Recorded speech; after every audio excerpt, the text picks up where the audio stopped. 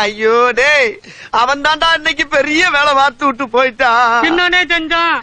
எந்த மொழியும் வேணாம்னா எந்த மொழி வேணாம் தானே சொல்லணும். அப்ப ஏன் இங்கிலீஷ் படின்னா?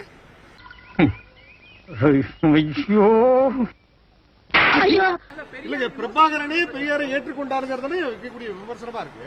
யாருங்க சொன்னது? வேற யாரு? நான் தான். நான் நாட்டுல இருந்தவங்க.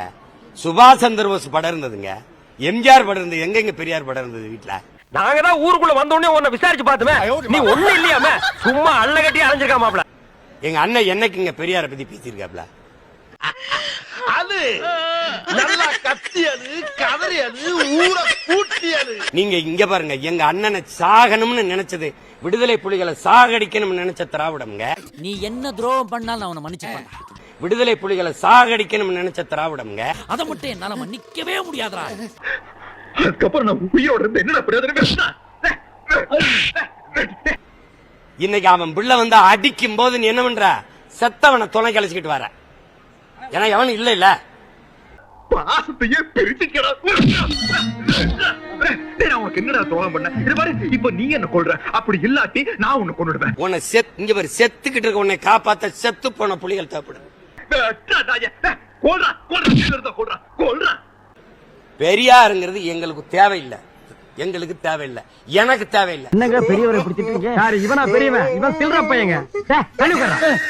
பாத்தீங்களா, சில்றங்கறத கன்ஃபார்ம் பண்றான். பெரியார் குறித்து சீமான் வந்து கொஞ்சம் ஓவரா பேசிட்டாரோன்னு தோணுதுன்னு அண்ணாமலை சொல்லியிருக்காரு. ஓ, இவர் அயல்நாட்டு அதிபரே தொடங்கிதான் இருக்கேன். இதுவே ஓவர்னா கொஞ்சம் கஷ்டம்.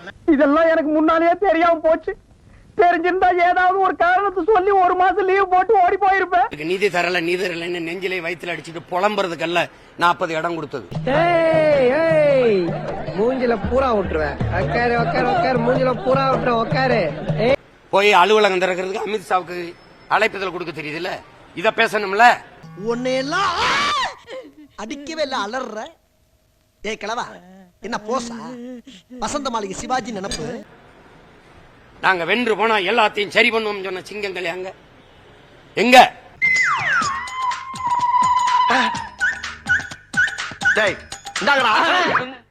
என்னடா பண்றீங்க? வெள்ளக்காரங்காலத்துல தான் வரிகோடா இயக்கம் நடத்த முடியும்னு நினைக்கிறீங்களா? ஏன்னா இப்ப நடத்த முடியாதா? அறிவு இருக்கு அவனுக்கு? பொறுக்கி புறம்போக்கு வயிற்று சொல்றதானே திங்கிற?